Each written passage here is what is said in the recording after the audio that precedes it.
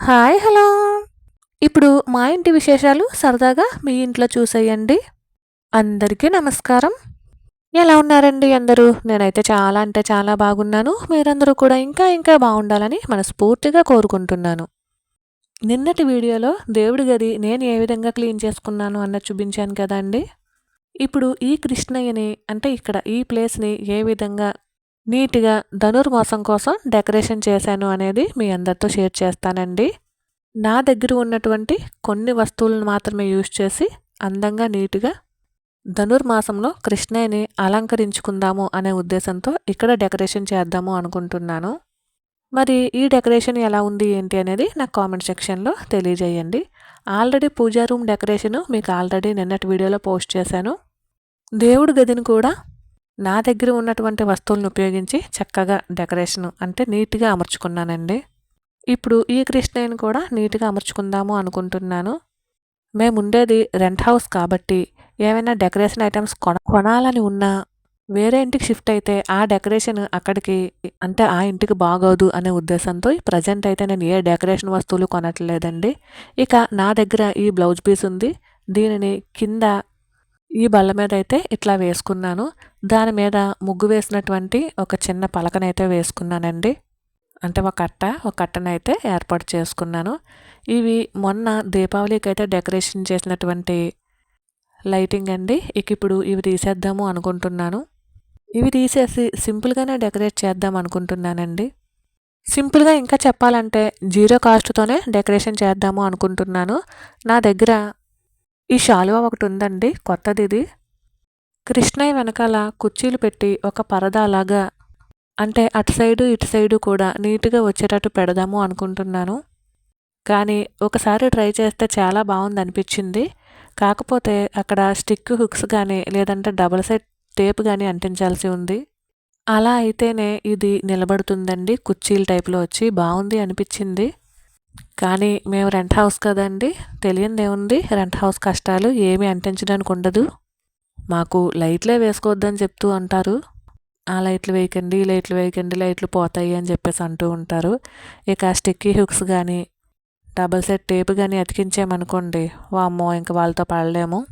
సరే అనేసి ఇంక ఈ ప్లాన్‌ని డ్రాప్ అయిపోతున్నానండి. ఈ ప్లాన్‌ని వదిలేస్తున్నాను ప్రస్తుతానికి. ఇక నాకున్న అవైలబిలిటీని బట్టి ఒక బంతిపూల దండని ఇలాగా పైనున్నటువంటి వెంకటేశ్వర స్వామికి, కిందున్నటువంటి కృష్ణయ్యకి కలిపి వచ్చేటట్టు ఇలా వేసుకున్నాను.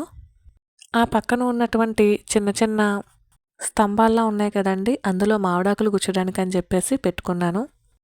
అవొచ్చేసి పిల్లల బుక్స్‌కి అట్లేస్తాం కదండీ! ఆ రోల్సు అట్ట అయిపోయిన తర్వాత లోపల ఉంటుంది కదా! రోలు అదనమాట. దానిని నీట్‌గా పెయింట్ వేసుకొని మామిడాకులు గుచ్చుకోవడానికని చెప్పేసి పక్కన అట్లా పెట్టుకుంటూ ఉన్నాను పూజలప్పుడు.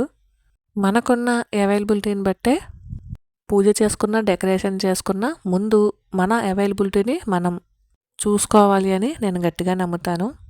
ఇక కృష్ణని ఆ విధంగా అలంకరించుకున్న తరువాత ఇది ఫ్రైడే తీసినటువంటి వ్లాగ్ అండి. అంటే ఈరోజు అరుణాచలంలో కృత్తిక దీపం వెలిగిస్తారు కదా! కార్తీక దీపం వెలిగిస్తారు కదా! అదేంటోనండి గత 2 సంవత్సరాలుగా తమిళనాడు వెళ్తున్నామండి. చుట్టుపక్కల ఉన్నటువంటి అన్ని టెంపుల్స్‌కి వెళ్తున్నాము.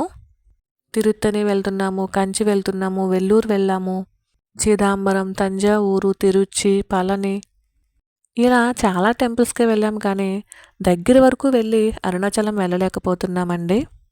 లాస్ట్ ఇయర్ గిరి ప్రదక్షిణ రోజు కూడా వెళ్దాము అనుకుని లగేజ్ అది ప్యాక్ చేసుకున్నాము. కానీ వెళ్ళలేకపోయాము. ఈ ఇయర్ కూడా వెళ్దాం అనుకున్నాము. కానీ కుదరలేదండి. ఏదో ఒక ఆటంకం అయితే వస్తూ ఉంది. అమ్మమ్మ అంటుందండి, అరుణాచలం మీరు వెళ్దాము అనుకుంటే అవ్వదు. స్వామివారి ఆజ్ఞ ఉండాలి మీపై. అప్పుడే ఆయన దగ్గరికి పిలిపించుకుంటాడు అని చెప్పేసి అంటూ ఉంటుంది. మనం ఎలాగో సాయంత్రం దీపం పెట్టుకుంటాం కదండీ! అదేదో టీవీలో, లైవ్‌లో అరుణాచలంలో దీపం వెలిగించిన తర్వాత, కృత్తిక దీపం వెలిగించిన తరువాత ఇంట్లో దీపం పెట్టుకోవచ్చు అని చెప్పేసి అనుకుంటున్నాను. ఏదో అదొక సంతృప్తి అంతేనండి. ఇంట్లోనే కృత్తిక దీపం పెట్టుకున్నాము అన్న ఫీలింగ్ అంతే. గత 2, 3 సంవత్సరాల నుంచి ఈ దీపం అనేది అక్కడ అరుణాచలంలో కృత్తిక దీపం వెలిగించిన తర్వాత ఇక్కడ ఇంట్లో పెట్టుకోవడం అలవాటయ్యిందండి. ఇక దానికోసమే ప్రిపేర్ చేసుకుంటున్నాను. కొంచెం పెద్ద సైజు దీపాన్ని వెలిగించుకుంటామండి. ఎందుకంటే ఈ దీపం ఈ రోజు నైట్ నుంచి రేపు మార్నింగ్ తెల్లవారుజామున వరకు వెలుగుతూ ఉండాలి అని నేను అనుకుంటానండి. అందుకే కొంచెం పెద్ద సైజు దీపాన్ని అయితే తీసుకున్నాను. ఇక దీపం కింద బియ్యం పిండితో ఇలా ముగ్గు అయితే వేసుకున్నాను. ఇక తర్వాత నుంచి మామూలుగా మనం రెగ్యులర్గా పెట్టుకునే దీపం లాగేనండి. కింద ఇత్తడి పళ్ళెం కానీ రాగి పళ్ళెం కానీ వేసుకుని కొన్ని అక్షంతలు వేసుకుని దీపాన్ని అయితే పెట్టుకుంటాం కదా, సేమ్ అలానే దీనిని కూడా చక్కగా పెట్టుకుంటున్నాను. సాధారణంగా నేనైతే దీపాలకు ఎప్పుడూ కూడా కొబ్బరి నూనె వాడతాను. ఏదైనా విశేషమైన పూజలు, వరలక్ష్మి వ్రతం ఇలాంటప్పుడు ఆవు నెయ్యి అయితే వాడతానండి, లేదంటే కొబ్బరి నూనె. శనివారం మాత్రం నువ్వుల నూనె వాడతాను. అంటే నేను వాడటం కాదు, మాకు మా ఇంట్లో ఇలానే అలవాటయ్యింది. ఇంకా అదే కంటిన్యూ చేస్తున్నాను. అలానే ఈ పెద్ద దీపంతో పాటు మనం రెగ్యులర్గా వెలిగించుకునే దీపాలు ఉంటాయి కదా, అవి కూడా వెలిగించుకుందాము అనే ఉద్దేశంతో ఆ దీపాలను కూడా పెట్టుకుంటున్నాను. ఉదయాన్నే చేసినటువంటి అలంకారాన్ని తీసేసి నీట్గా మళ్ళీ కింద కొంచెం క్లీన్ చేసుకుని ముగ్గు అయితే వేసుకున్నానండి.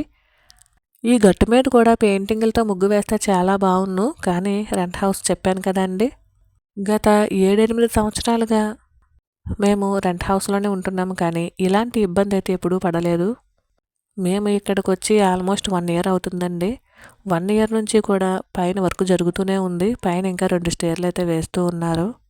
సరేలేండి, ఇంకా రెంటింటి కష్టాలు పక్కన పెట్టేసి పూజకైతే సిద్ధం చేసుకున్నానండి. ఇప్పుడు అరుణాచలంలో ఎప్పుడైతే దీపం వెలిగిస్తారో దాని తర్వాత ఇంట్లో వెలిగిస్తానండి. ఇక ఇలానే వెలిగించాలని రూల్ ఏమీ లేదు. నాకెందుకో ఈరోజు ఇలా వెలిగించాలి అనిపిస్తుందండి. గత 2-3 ఏళ్ళ నుంచి అలవాటయ్యింది. ఇక అరుణాచలంలో జ్యోతినైతే వెలిగించారు. ఇక ఇంట్లో కూడా వెలిగించుకుంటున్నాను. మనకి టీవీలో లైవ్లో చూపిస్తున్నాడు కదండి, కృతికా దీపం, కార్తీక దీపం అని చెప్పేసి. అందులో చూసి అక్కడ కృతికా దీపం పెట్టిన తర్వాత ఇక్కడ ఇంట్లో అయితే చక్కగా దీపాన్ని వెలిగించుకుంటూ ఉన్నాను. ఇది తప్పో రైటో నాకైతే తెలియదండి. గత 3 సంవత్సరాల నుంచి నేను ఇలాగే వెలిగించుకుంటున్నాను. ఎందుకంటే మేము గత ఇంచుమించు 2-3 ఏళ్ళ నుంచి అరుణాచలం వెళ్దాం అనుకుంటున్నాం, కానీ వీలవ్వటం లేదు. కనీసం ఇలాగైనా వెలిగించుకుంటే అదొక మనశ్శాంతి, అంతేనండి. చెప్పాను కదండి, నా పూజలేమి పెద్ద ఆర్భాటాలు, హంగులు ఇలాంటివేమీ ఉండవు. ఏదో నా మనసుకి ఎలా తోస్తే అలాగే చేసుకుంటూ ఉంటాను. అదంతా కూడా భగవంతుడి దయ అండి. ఎందుకంటే మనం అనుకుంటే ఏదీ జరగదు. ఆ స్వామివారు ఆయనకి ఏ విధంగా పూజలు చేసుకోవాలి అనేది ఆ భగవంతుడే మన చేత చేయించుకుంటాడు అని నేను గట్టిగా నమ్ముతానండి.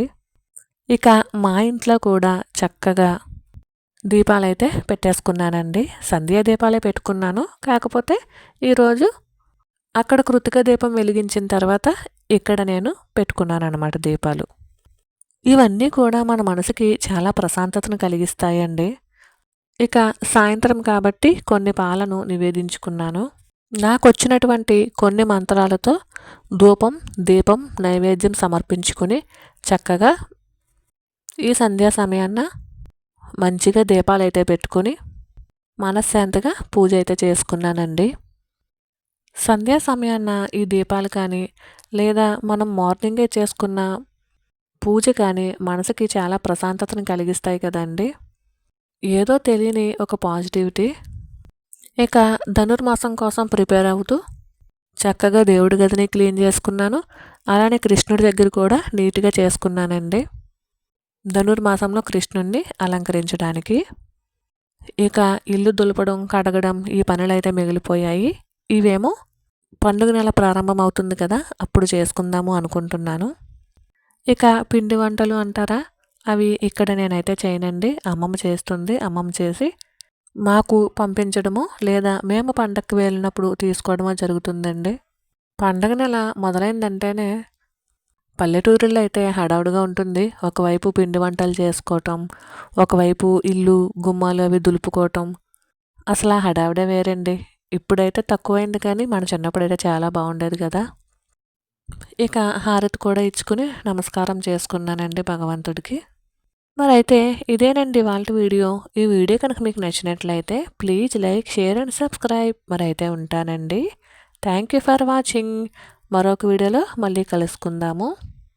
అంతవరకు బాయ్ అండి.